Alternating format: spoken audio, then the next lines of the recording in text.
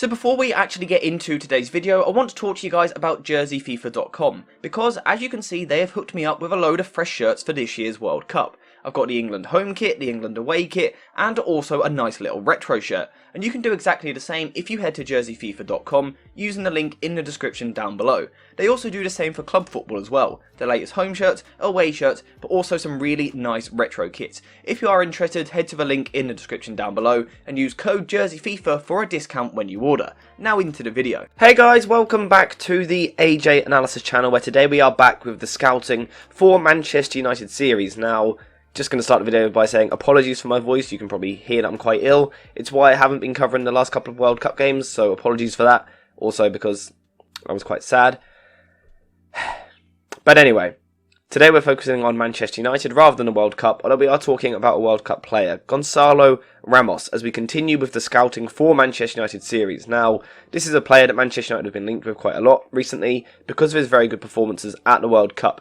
However, as I was saying the other day when I was covering the match in which he scored a hat-trick, the commentators in that game were talking as though this is some unknown wonder kid scoring a lot of goals. That isn't the case. Gonçalo Ramos has gradually been working himself, kind of up the pyramid almost at Benfica. He's been there for several years now in the youth system, kind of waiting for his opportunity to make it in the first team on the biggest stage. Kind of got some football last season, and then this year with Darwin Núñez leaving the club, he's come into the team and been really impressive. So like I was saying the other day, it's disrespectful to him to say he's just kind of burst onto the scene. This is a guy who's been really working hard. I've had my eye on him for a couple of years now, and he's a very good player. So today I want to talk about some of the reasons why I think Ten Hag might want him to be Manchester United's number 9 or number 88, the main man to lead the line. Now, the first thing that you will ask is kind of how old he is. What is he? Tell me a bit about him. Well, he's 6'1" tall, he's 21 years old, and of course plays for Portugal, and has recently replaced Ronaldo kind of as Portugal's main striker. So, kind of naturally people are going, well, he replaced Ronaldo for Portugal, maybe he can do the same for Manchester United. And again, one of the first things you want to know is, can he put the ball in the back of the net? The most important thing about a striker. Well, yeah, he can. This is his stats in the league so far this season. 9 goals from an expected goals of 9.22. So I certainly wouldn't say that he's a lethal finisher.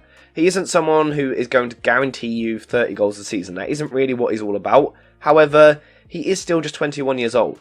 And what we find with strikers is that as they age, they refine their shooting technique, they improve their composure, their shot selection becomes better just by having experience of being in different situations. So I think this is something that can improve. However, right now, he may not quite be that elite level of finisher that Manchester United need. I think United need someone that can really just put the ball in the back of the net, be that box striker, that box presence to score a lot of goals. Right now, I don't think Ramos is that. However, there's plenty of room to develop. And also, there's plenty of other things to like about him. And we can see that when we look at it. It's just his basic FBref report. What we can see here is that in terms of non-penalty goals and non-penalty XG this season, he's doing very well.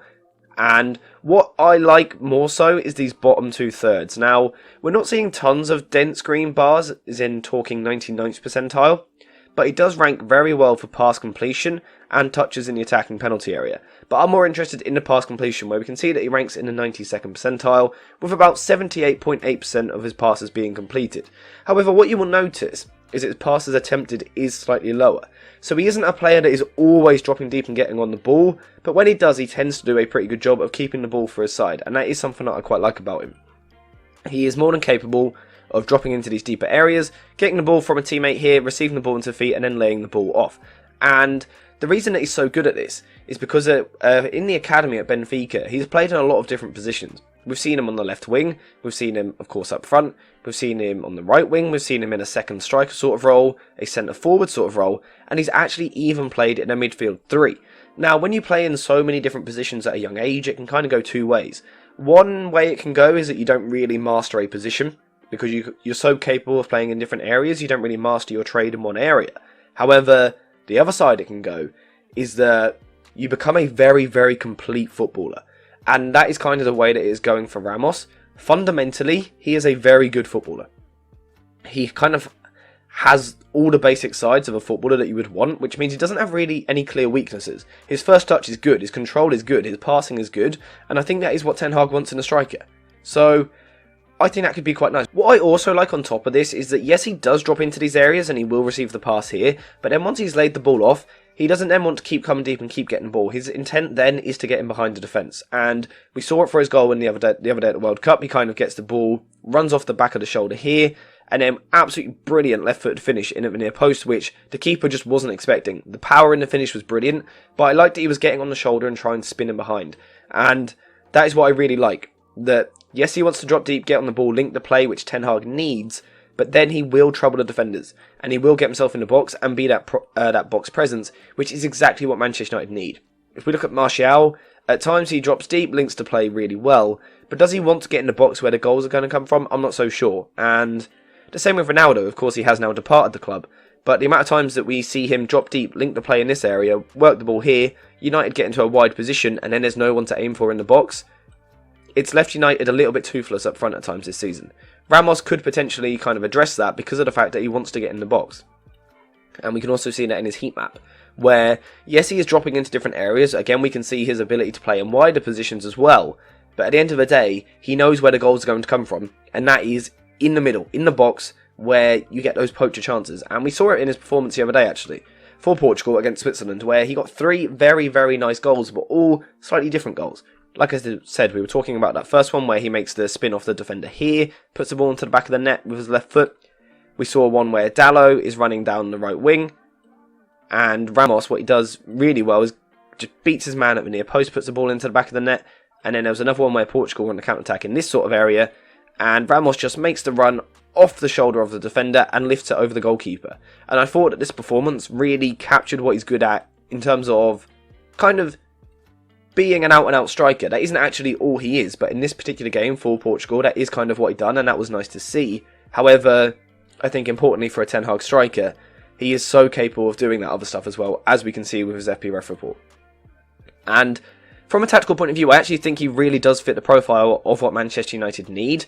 The question for me is, and I've said it for a couple of players, is actually just the pure quality, the raw quality of a footballer. Yes, they can be the right tactical fit, but are they good enough? You can also get other players that are good enough, but are they the right tactical fit? We were talking about Cody Gakpo the other day. I think quality-wise, he is what Manchester United want.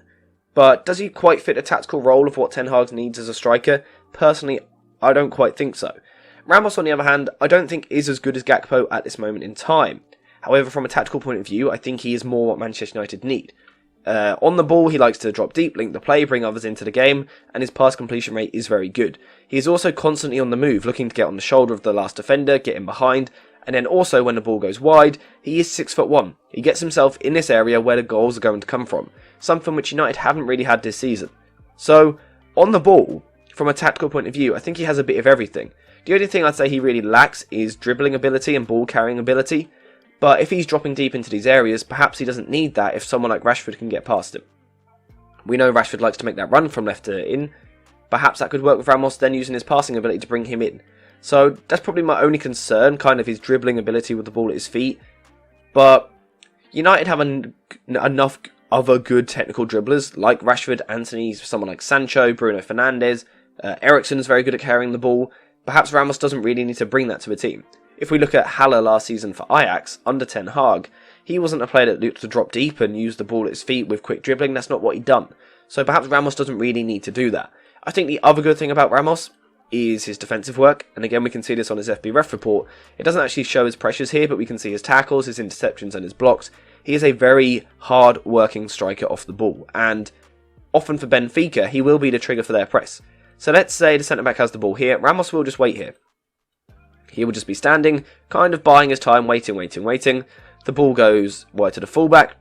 And then it's when that ball then goes back again. When the ball comes back inside, Ramos quickly races forward. And that is the trigger for the rest of the press. It brings the next forward, the wingers. And that is where Benfica, who are a really good high-pressing side, have a lot of success. And have scored several goals from that this season. Ramos is the trigger. And again, we know Ten Hag is a manager that wants his team to press and work hard off the ball. Again, it's another box that Ramos ticks. And from a tactical point of view, I think he does tick every box. Injury-wise, very good injury record. A couple of muscular injuries and having the coronavirus, but that's nothing that you've got to worry about long-term in terms of reoccurring injuries. He's only missed a maximum of 2 games every time anyway. So a really good injury record, which is important coming into a physical league like the Premier League. I think it works. I really do think that in terms of, again, if we're talking about a profile, a type of footballer, I think he is what Manchester United need. I really do. And right now, I think this guy is top of my list for strikers that Manchester United should sign. I'm not convinced on any, let me just say that. I'm not 100% certain that he is the one, but I think at this moment in time, he's top of the list for me. Because in terms of a profile of a footballer, the fact that he's young so Ten Hag can mould him into what he wants, the fact that he is 6'1" but still pretty quick, very hard working off the ball, good at dropping deep and linking the play, but also wants to get into the box and finish chances, a bit of tactical versatility in the sense that he can play out wide or even in slightly deeper areas with another centre forward. I think he ticks a lot of boxes.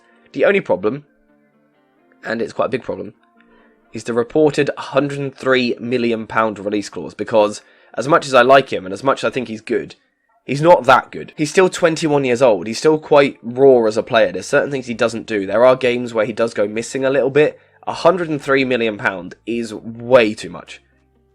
Double what I would be paying. I think as a £50 million striker, you're doing a very good bit of business.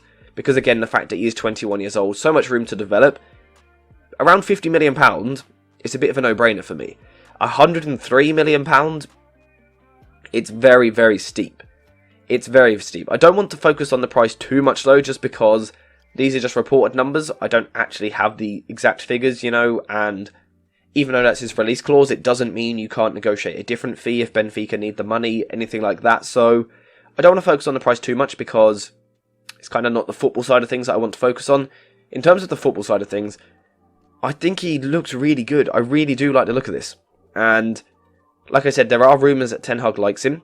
Fabrizio Romano has said that Manchester United do want to try and pursue a striker. Ramos could be the one. The only question I would have from a footballing point of view is it's maybe one season too early. This is probably his first season where he's been a regular starter. Like I said, last season he had over 20 appearances from the bench, with Darwin Núñez being the main man. So perhaps he needs one more season before you kind of make that judgment and go, yes, this is the man that we want to lead our line. However, the risk with that is he develops really well over the next 12 months and Real Madrid come in, PSG come in, who can offer guaranteed Champions League football but also probably a lot more money. So it's a risky game to play. However, like I keep saying, tactically and in terms of a profile, there's a lot to like about him. Do I think he's perfect? No, he does have his flaws and he is still young, he's still learning his game a little bit. But I think Ten Hag could be the perfect manager to help him really discover and find himself and what he wants to be as a striker for the long term of his career. I think Ten Hag could be the perfect manager for that. I think United could be the perfect setup for it from a tactical point of view. There is a lot to like here, so definitely remember his name. Keep an eye on him. Watch Benfica when you can, because in general they're a really good watch. But Ramos in particular is a very, very good young striker who has been waiting for his time to kind of come into the spotlight. Maybe his time is now. We will have to see. But let me know what you think in the comments down below. Personally, I like him and I'm going to keep an eye on him. I might even do an update video on this in a couple of months' time, because keep an eye on him. That's what I'm going to say. But anyway, that's all for today's video. Thank you guys for watching. I hope you have enjoyed the video. Again, apologies for my voice. I'm trying my best. I will see you in the next one.